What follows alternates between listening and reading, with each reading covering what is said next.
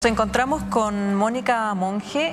Ella fue la directora del Centro Galvarino donde murió la niña Lisette, un caso que todo Chile ha conocido y por el cual también muchas personas han reclamado con furia un cambio en el Sename. Ella fue formalizada como responsable de conducta homicida junto a las funcionarias que ese día atendieron a Lisette. El 24 de mayo se sometió al juicio oral que comenzó con la presentación de pruebas.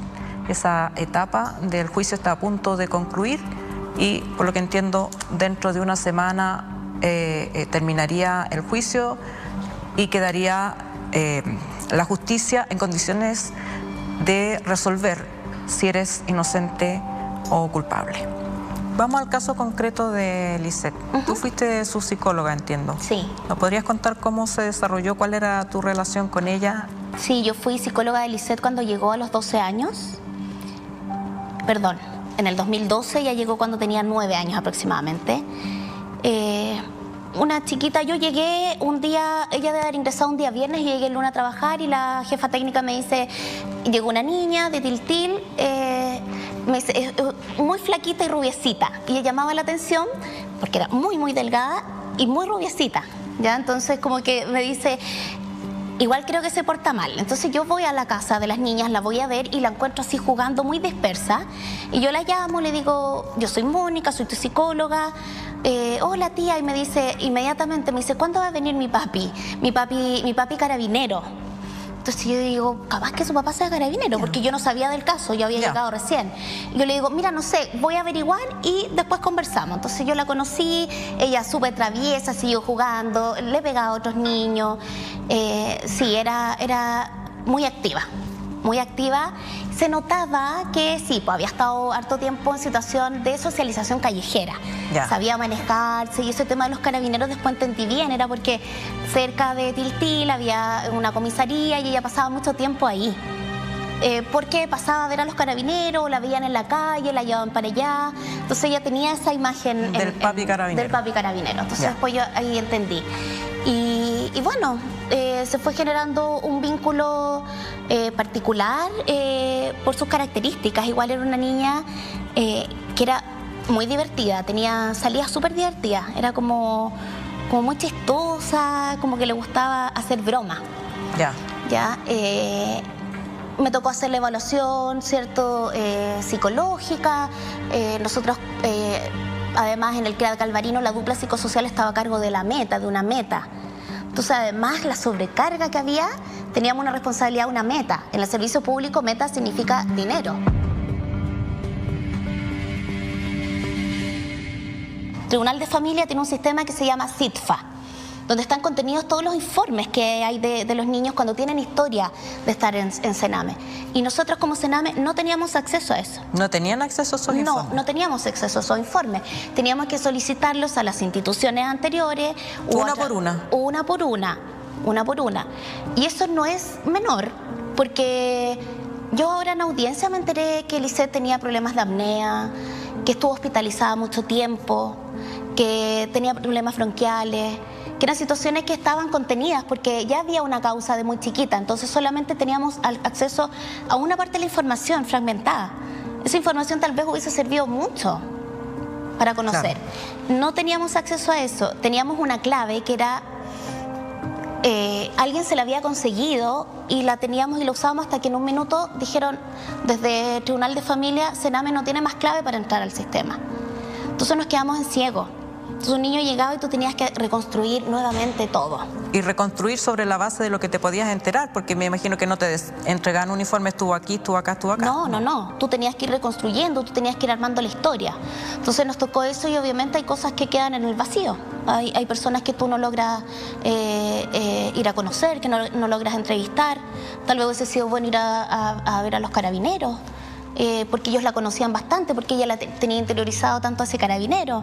Pero tenías 25 niños a cargo, tenías una meta, tenías miles de trabajo administrativo, miles de dificultades para trabajar. Entonces no era un trabajo fácil, no es un trabajo que se facilitara mucho las cosas. Y así, bueno, fue aumentando en el tiempo la vinculación. Lisette era una niña que me identificaba como la tía Mónica, nunca tuve un problema relacional con ella, sí un par de veces cuando subí al techo, los niños te agreden verbalmente, qué sé yo, pero en general había una buena llegada. Nosotros intentamos, en un minuto ella estuvo sin visitas familiares. ¿Porque la familia no iba o porque...? Porque la familia no iba. Dejamos de tener contacto en ese periodo de tiempo porque yo después he hablado con Juana, que es la mamá de Lisette. Ella estaba en una situación re compleja a nivel familiar, personal y también económico. Por lo tanto, ella no visitó a Lisette durante un tiempo y el papá tampoco. Y la trasladamos a la residencia San Francisco de Regis, pero la Lisette... nosotros lo hicimos de manera sistemática, sin embargo, al parecer no fue suficiente para ella, empezó a portarse muy mal, se subió al techo y esa residencia era de monjas, muy estrictas. Entonces ellas no aguantaron mucho que estuviera la niña ahí, pidieron al tribunal de familia que la niña fuera reingresada al CRA de Galvarino y además la llevaron a psiquiatra. Y ahí empieza una escalada de medicamentación respecto a Lisette. Ella estaba tomando unos medicamentos, pero mucho más suaves, y San Francisco de Regis, en psiquiatra particular, le da otros medicamentos. No me acuerdo en este minuto cuáles son, porque yo creo que probó carbonato de litio, sertralina, bueno, ¿qué edad tenía ella en ese minuto? 9 años, 10, más o menos. ¿Tomaba dosis? O sea, sí.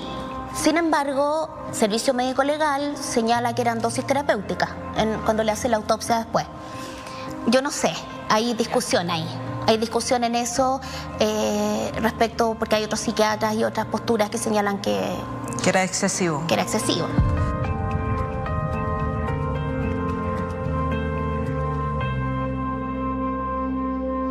¿Qué pasó con Lisette?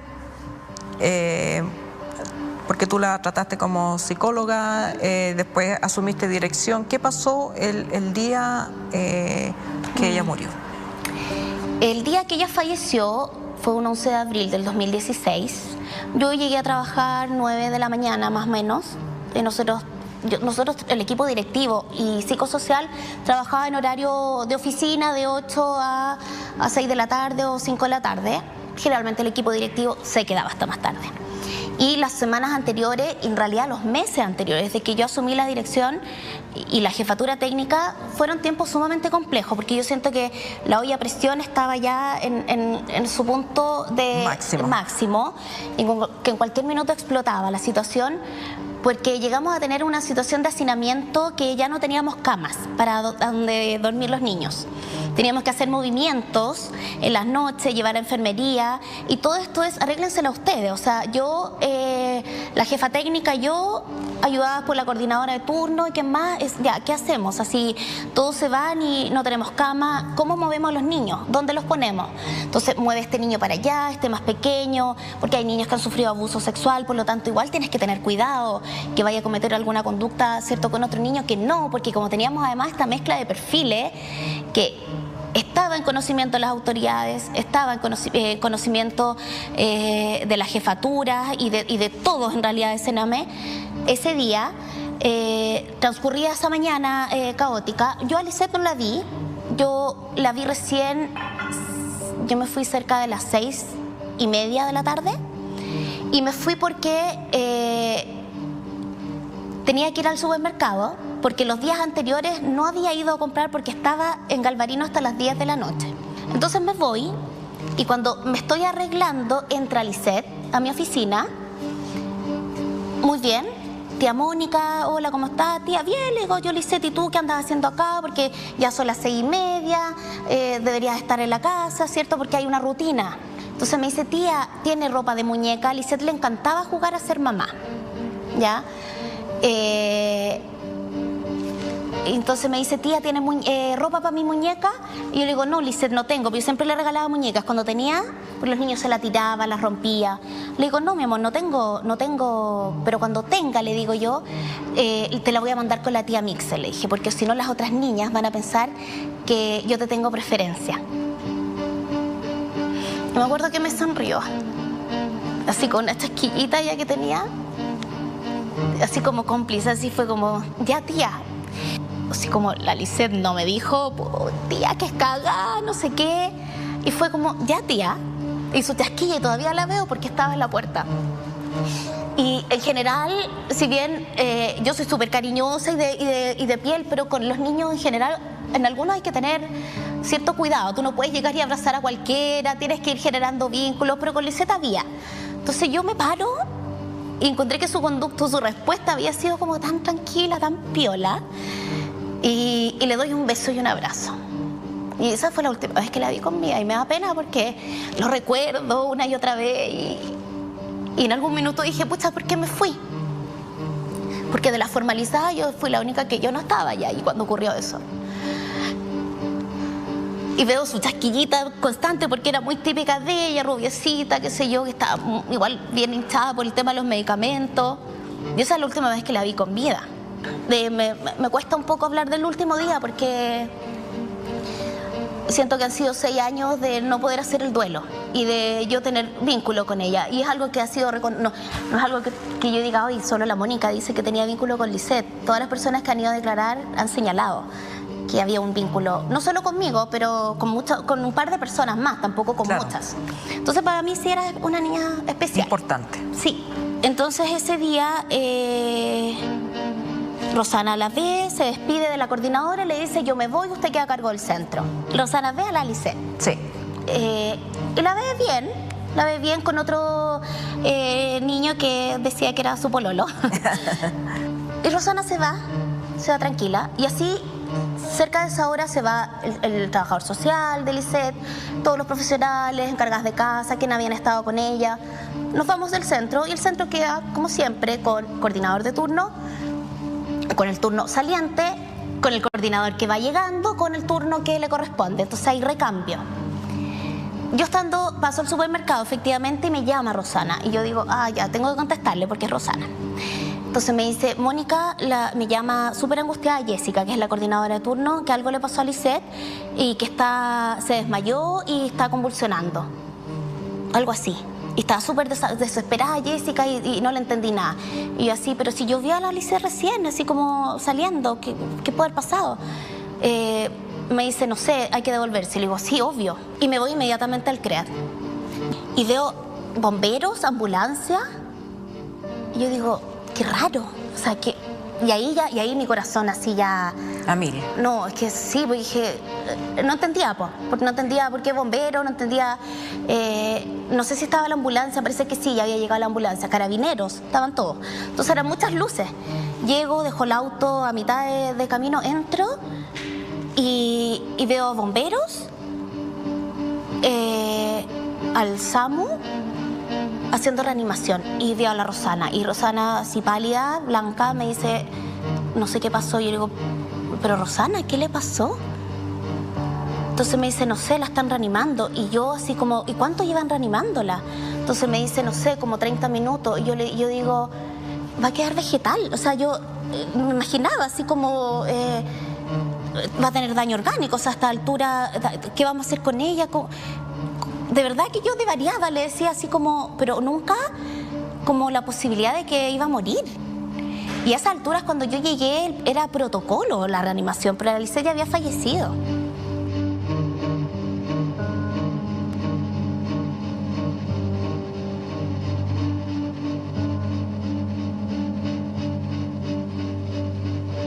Y en ese minuto llegó la prensa, llegaron los asesores, llegaron dirigentes, llegó todo el mundo. Me llamaban por teléfono, la asesora de la directora nacional en ese minuto, Marcela Labraña, ¿qué pasó?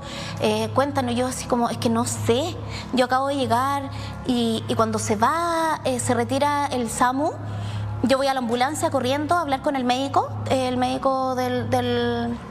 del procedimiento, y le digo, hola, soy Mónica, la directora, yo llegué en medio del procedimiento, por favor dime qué pasó. Yo estuve con ella hace 2 horas atrás, ¿qué es lo que pasó? Entonces me dice, murió de un cardiorrespiratorio, que es como los de los que mueren, claro, es como... Todo el mundo muere de eso. Finalmente, claro, yo la verdad pero dice causa inespecífica, tienes que esperar, ¿qué dice el servicio médico legal?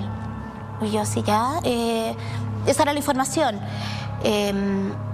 Al rato después llega la PDI, hace los primeros peritajes, no nos entrevistan a nadie, la PDI solamente entrevista a la coordinadora y la educadora, a mí como directora, a la jefa técnica, a nadie más. Ni Carabineros, ni la PDI, ni la Fiscalía en esos primeros días, minutos, nos pidieron ninguna declaración. Yo recién fui a declarar en octubre del 2016 como directora del centro. O sea, como 10 meses después. Sí, entre agosto y octubre, pero mucho tiempo después. Esa noche no nos preguntaron nada.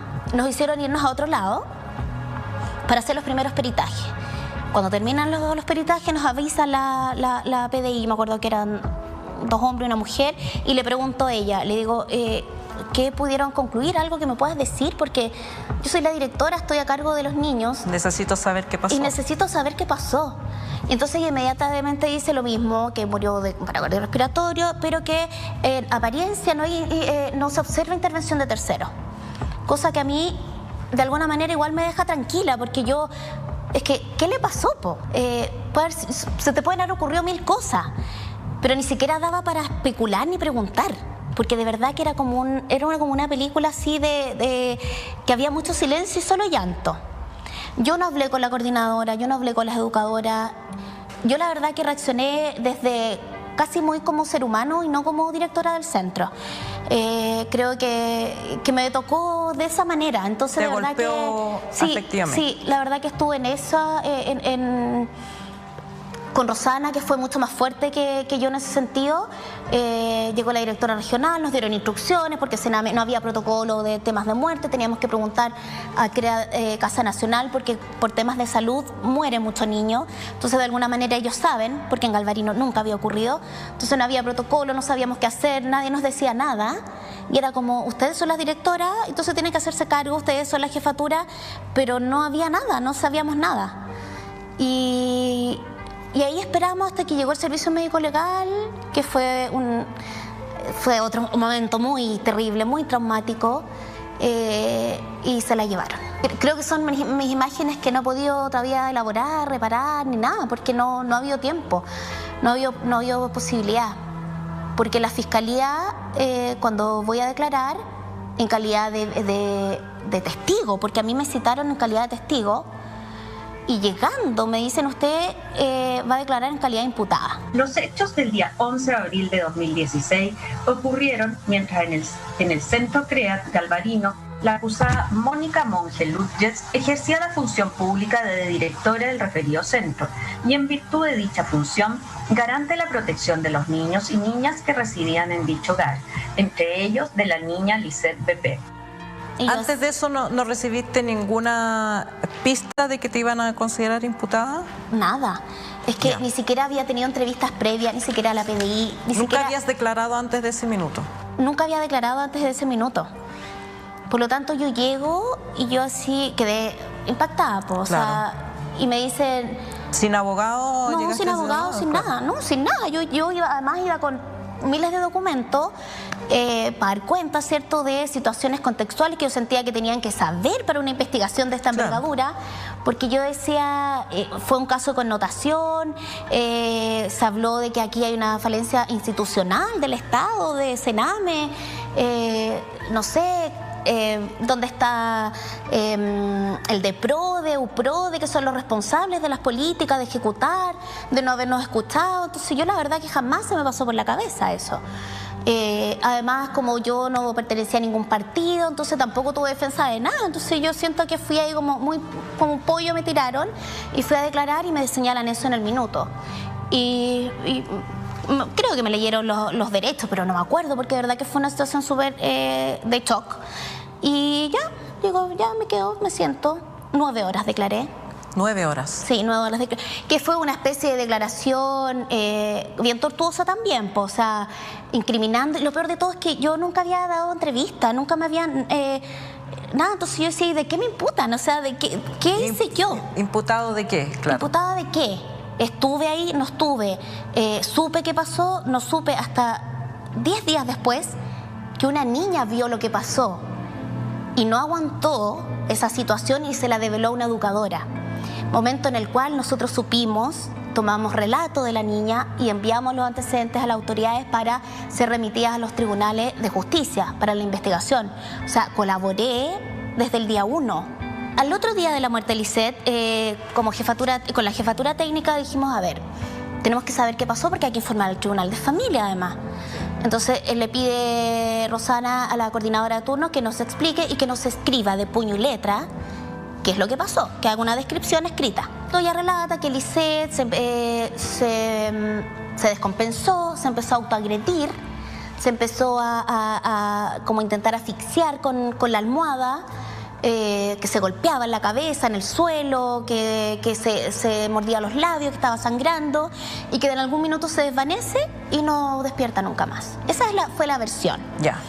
Que frente a eso se hizo una contención, sí, lo señalaron desde el primer día, pero no señalaron de qué tipo de contención hicieron, porque la contención, eso también es importante aclarar, están protocolizadas por Sename. El DEPRODE autorizó hacer contención en los centros Sename y lo peor de todo es que autorizó a personas que no estábamos capacitadas ni entrenadas para hacer contenciones físicas, que es sujeción de las extremidades en el suelo, pero eso tú tienes que tener una capacitación, un entrenamiento. Y Sename, sabiendo que no había capacitación, encomendó a los funcionarios de los CREAT a realizarla. Yo pensé que le había dado un ataque al corazón por la cantidad de medicamentos que tomaba, porque había engordado mucho, era una niña muy delgadita que terminó pesando 57 kilos, midiendo 1,50 m. Entonces estaba muy gordo. Entonces, yo pensé de verdad que con los medicamentos y con la tensión que había ocurrido en ese minuto, la niña le puede dar un ataque al corazón. De verdad que nunca se me pasó por la mente pensar algo distinto. ¿Y te explicaron o ellas dijeron, tenían alguna versión de por qué se había descompensado? Es que hay versiones distintas, que porque la mamá no fue el fin de semana a visitarla, que porque iba a ser trasladada a Pudahuel, pero esas son las versiones de las educadoras que si bien, sí, es cierto, puede ser, porque a esta altura, ¿cómo saber? Y cuando la niña declara, ¿qué es lo que cuenta? Entonces la niña, 10 días después, y después aparece la versión, porque también es importante, de la sobremedicamentación. Ya. Entonces dijimos, ay, a lo mejor le dieron sobremedicamento. Pero esto, siempre nosotros con Rosana, en un rol de que éramos directora, nos podíamos estar preguntando. Interrogando. No, porque eso también la fiscalía nos ha cuestionado. Como usted fue a preguntar, es que no era mi rol, para eso estaban investigando. Para eso fue la PDI, para eso había una fiscalía, para eso se abrió una causa. Yo no tenía por qué estar preguntando, oye, le hicieron esto, esto, otro. O sea, yo toda la información que recabé, que supe, todo lo informé, no oculté. Por lo tanto, aparece esta versión de medicamentos y Rosana va a la unidad de enfermería 5 días después de la muerte de Lisette, más o menos, y una de las encargadas le dice, ¿sabe? Se perdió un medicamento, un SOS de Lisette. Y Rosana me dice, oye, hay algo grave. Y yo digo, ¿qué pasó? Se perdió un SOS. ¿Qué es un SOS? Un SOS es un medicamento que se da en casos extremos para niños que tienen desregulación motora severa y que no lograste controlarlo con nada. El SOS es de verdad que te va a planchar y es la única forma de bajar los niveles de esa desregulación, ¿ya? Que no puede controlar el niño y ya incontrolable para el resto. Y se perdió ese medicamento y estaba vencido. Entonces yo con Rosana le dieron el medicamento y venció. Inmediatamente, directora regional, pasa esto, qué sé yo, vamos a recabar los antecedentes y se los vamos a entregar. Entonces fuimos entregando todos los antecedentes. ¿Directora regional qué se llama? La directora regional de la época, María José Montero, ¿ya? Carolina Muñoz, supervisora técnica, AUPRODE, y en ese tiempo estaba reemplazando a la directora regional porque estaba con pre o postnatal, pero igual yo me comuniqué con ella, Javier López, que era un director de otro centro, pero que cumplía como director regional subrogante. ¿Tú le dijiste todo esto que hemos hablado, los documentos, todo esto a la fiscalía? Sí. Y a pesar de eso te formalizaron. Sí. ¿Te sientes un chivo expiatorio? Esa evidencia la presenté cuando ya estaba formalizada, cuando declaro como imputada. Yo creo y entrego mi carpeta y siento que es como casi que ya no. Yo creo que ni la miraron, porque tal vez la hubiesen mirado, hubiesen pensado si es que me formalizan, porque hay tanta evidencia de que yo no fui negligente y que al contrario de que siempre hubo una preocupación por los niños, es más, 5 días antes había enviado un correo a todas las jefaturas de Sename informando que en el Hospital San Borja, donde supuestamente deberíamos haber llevado a Lisette porque la iban a atender, que no era un criterio porque nadie estimó que era eso. Entonces yo no sé por qué la Fiscalía señala que tenía que haber ido urgencia cuando no fue algo que estimó ningún profesional que la intervino. Así todo, San Borja, y no porque sean mala gente, malos profesionales, porque no tienen cómo atender a nuestros niños. 2 semanas atrás, ante la descompensación severa de un niño, severa, que ellos no pudieron controlar y lo tuvieron que amarrar de nuestro centro, exigieron que cada vez que fuera un niño de urgencia, desde el CREAT Galvarino, se tenía que quedar con 2 educadores, ahí. Con suerte tenía un educador por casa. ¿Quién iba a acompañar? 2 educadores más chofer. ¿Quién iba a llevar a Lisette? No era un lugar ya de acogida para nosotros. O sea, con eso... Era una manera de decir no los traigan para acá. Es una manera de decir no traigan a los niños que se descompensan. Soy el chivo expiatorio, que me parece impresentable que no haya ninguna autoridad ni una jefatura. Nosotros, mi defensa llamó a la supervisora técnica para que ella fuera a declarar y ella no quiso. Ella no quiso, Carolina Muñoz no quiso ir a declarar. En este periodo de 5 años que ha durado todo este proceso, tú tuviste otro hijo y has sido considerada imputada durante todo este tiempo. Sí. Quedan poquitos días para que termine el juicio. ¿Cómo te sientes? ¿Sientes que estás a punto de ser condenada? ¿Que este tiempo te has declarado inocente aquí, te consideras inocente, tienes los documentos para probar tu inocencia, ¿eso no ha valido de nada? Creo que cuando tomen conocimiento las juezas finalmente quiénes son, porque la Fiscalía ha querido mostrar siempre que yo tengo alguna responsabilidad. La Fiscalía no llamó a declarar a ninguna jefatura. Ninguna jefatura ni autoridad del servicio fue llamada por la Fiscalía. Hubo una persecución solamente de los trabajadores del centro. Muchos fueron a declarar en calidad de testigo y terminaron imputados. Después se generó un temor tremendo, ya la gente no quería ir a declarar. Declararon cualquier cosa, de verdad que fue amedrentador, muy sucio el juego, encuentro yo que hicieron, porque la verdad que nos trataron como culpables antes de pasar por este proceso. Yo estoy peleando por mi absolución definitiva, ese es mi único objetivo y es la verdad absoluta a lo que yo digo. No tengo ninguna responsabilidad judicial, penal. Tengo mis temas personales respecto a mi rol en eso, pero desde lo penal, no. Hoy en día los niños menos posibilidades van a tener de tener familia. Entonces, de verdad, yo voy por mi absolución definitiva, la voy a pelear hasta el último, donde sea, a la institución que sea y al lugar que sea voy a ir. Yo he golpeado muchas puertas periodísticas, ¿cierto?, para que me den la posibilidad de decirlo y mirando de frente. Yo no tengo nada que ocultar, siempre he sido igual, fui confrontacional en Sename y lo voy a seguir siendo siempre. Mi objetivo siempre fue la protección de los niños.